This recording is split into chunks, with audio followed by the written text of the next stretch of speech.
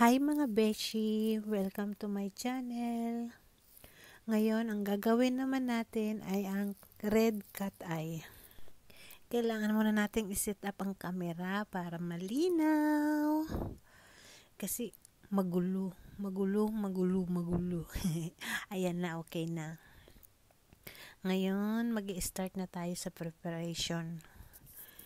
Kailangan ko munang i-cleanse yung kuko ng customer. Kasi kapag hindi mo cleanse yan, hindi kakapit yung jellies. Isa yan sa sekreto ng mga nail technician. Kailangan maayos yung pag-prepare ng paglalagay ng jellies kasi kung hindi maayos, mga isang araw o 2 araw lang, wala na. Matutuklap mo na yung jellies. Ako kailangan kong kuskusin ng todo yun para para tanggalin yung langis-langis niya. May extension siya kaya hindi na ako naglagay ng base. So diretso na ako sa kulay. Kasi nilagyan ko na siya ng builder. Hindi ko lang nakuhanan ng video yung paglalagay ng builder kasi late na. So ang ginagawa ko ngayon is naglalagay ako ng black. Ang base muna natin ay black color para makuha natin yung jellies na yung cat eye na gusto niya. So first coat ng black color.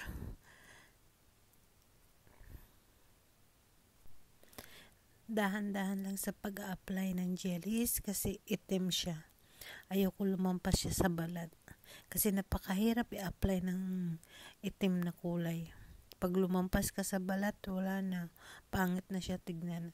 Gusto ko palaging malinis yung corner, yung cuticle niya at saka paikot. Ayoko nang lagpas-lagpas kaya kailangan linisan ng maayos. Tapos na ang isang kamay. So, punta naman tayo sa kabilang kamay. Ganun din, dahan-dahan din ang pag-a-apply ng jellies para hindi lumampas. Kasi kailangan control mo yan. Pag hindi mo makontrol yan, lalagpas siya sa gilid-gilid ng kuko ng customer. So, pag nilagay mo siya sa machine, wala na, pangit na siya tignan. At saka madaling matuklap kapag lampas-lampas hanggang sa balat. Kaya dapat control lang din. Ngayon, nasa pangalawang coat na tayo. Dapat i-close ang ilalim para hindi siya matuklap. Sa una, hindi ako nag-close, sa pangalawa lang.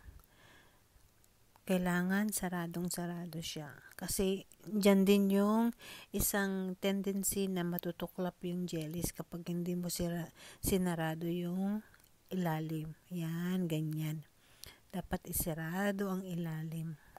Saradong-sarado dapat yan. Parang sa pintuan din, kailangan isarado mo ng todo para walang makapasok. Walang makalabas-pasok. O diba? Kailangan isaradong-sarado natin para maayos, hindi matuklap yung kuko ng ating mga customer. Sige, bilis, paspas. Pinas forward na eh. Sana sa totoong buhay, ganyan din tayo mag-apply. No? Tapos na. O ganyan lang. Siguro, matapos natin ang customer, 10 minuto lang. O, diba? Ang bilis, oh. Ang bilis mag-apply. Pwede kaya yan?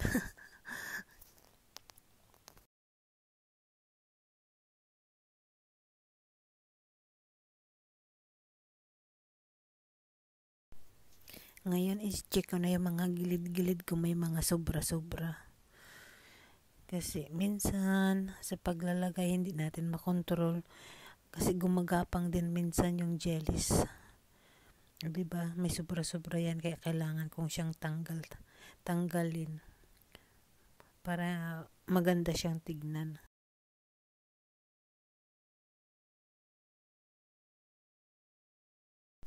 Ngayon maglalagay na tayo ng cat eye. Silver cat eye. Yan. Nag-a-apply na ako ng silver cat eye.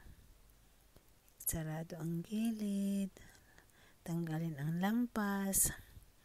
Ngayon, imamagnet na natin siya. Kailangan gilid, gilid, wake up, ayan, kailangan maayos, kailangan gumagalaw-galaw. Pinatry ko muna yan. Gusto kong ipatry muna sa customer kung gusto niya yung kulay na gagawin ko, kasi mamaya ayaw ng customer. Kapag nalagyan ko na lahat ng kuko niya tapos ayaw niya pa, may hirapan ako. At least, itatry ko muna yung isang kuko niya. Kung ayaw man niya yung kulay na ilalagay ko, madali lang siyang tanggalin. Hindi kagaya kapag i-apply mo na agad lahat sa kuko niya tapos ayaw niya pala nung tapos na. O diba, mahihirapan ka. So, kailangan isa lang muna. Kailangan itry ko muna sa customer kung gusto niya. Kaya, pinatuyo ko muna yung isang kuko niya, yun yung itatry ko. Tapos, pag natuyo na yung silver, lalagyan ko na siya ng gelish na red. Yung gelish na red, kailangan transparent para makita pa rin yung silver. Yung silver na cat eye. Ayan, tuyo na siya. Itatry ko na yung red. Red na color. Marami. So, kailangan tanggalin. So, the final. Excited na ba kayo sa result? Ang final. Kung magugustuhan ba ng customer o hindi. Inulit pa uli kasi manipis. Magulo no? Ayan na. So, pinacheck ko na sa customer kung gusto niya. Sabi niya, gusto daw niya. So, lalagyan na natin lahat ng kuko ng customer. Gustong gusto niya yung kulay. First time niya daw nagpalagay ng ganitong kulay. Tuwang-tuwa naman siya. Paglagay ko ng cat eye, mayroon siyang bubbles, kaya kailangan tanggalin ko yung bubbles. Ibabab natin para mawala na yung bubbles niya. Tapos lilinisan. Kasi pangit siya tignan kapag may bubbles. Kapag nilagay mo yung cat eye, mayroon siyang nakabukol, so ang pangit tignan. Kailangan mong i-bap yun para mawala yung bukol niya. Sa pag-a-apply din ng cat eye, mahirap din siya. Kailangan control mo din yung paglalagay ng cat eye. Gilid muna. Gilid. Yes. Yan. Baba. Tapos taas. Kailangan maayos yan. Kailangan naglalaro siya para nagmo-move. Gumagalaw-galaw. Yes. Nilagay ko siya sa another hand. Kasi kapag tabi-tabi siya, pag madadamay pa rin siya ng magnet kapag nilagay ko siya sa tabi. Kaya in another nails ko siya nilagay para medyo malayo din siya konti. Ganon din gagawin mo sa lahat ng kuko niya. Kailangan maayos yung pagkakalagay mo ng cat eye. Kailangan nalalaro siya. Tapos talagang makintab. Kasi pag yung cat eye, kapag hindi mo minagnet, hindi lalabas yung kintab niya. Basta maganda siya kapag minagnet mo na. Amazing, para ka lang naglalaro dyan.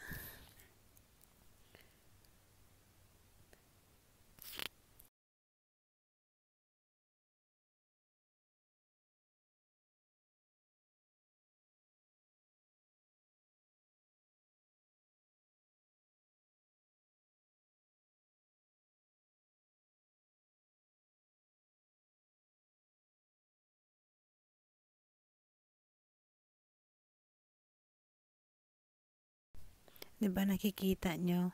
Kapag minamagnet ko siya, gumagalaw siya. Ang ganda niya, 'di ba? Kumikintab ang kulay. Ayan, tapos na ang cat eye. Ngayon ilalagay ko na yung transparent na red. O, 'di ba? Ang ganda. O, yan. Kasi kapag yung transparent na red, kita pa rin yung silver niya sa ilalim. So, parang combination ng itim, ng, ng silver, at saka ng red. Winter kasi dito sa Kuwait, kaya yan ang gustong-gustong kulay ng mga customer. Yung mga dark red, bordeaux, berenotti, wicked. Tapos yung cat eye na yan din yung isa sa mga gusto ng mga customer kasi kasi combination siya ng black, cat eye na silver at saka red. It's dark also. Kaya laging nire-request ng mga customer yung mga ganyang kulay. Apply lang natin sa lahat ng kuko niya. Kailangan hindi din lalampas sa balat para maganda siya tingnan. Yes. Another part of her hands. And then top coat and then finish. O, diba? Kailangan linisan ang mga gilid-gilid. Ngayon, we will go for top coat. Ang top coat na ginagamit ko dyan is entity na itim. Kasi maganda matibay yung entity na itim at saka glossy. Ayan. Kasi kapag yan yung ginagamit ko, ewan ko, parang ang kintab-kintab ng kuko ng customer. Maganda siya tingnan. Ayan, finish na. Tanggalin na natin ang sticky. Nilagyan ko na ng oil at massage. Ang favorite part ng mga customer, ang masahe sa mga kamay. Napaka-importante din kasi na i-masahe ang mga kamay ng mga customer para makarelax din sila.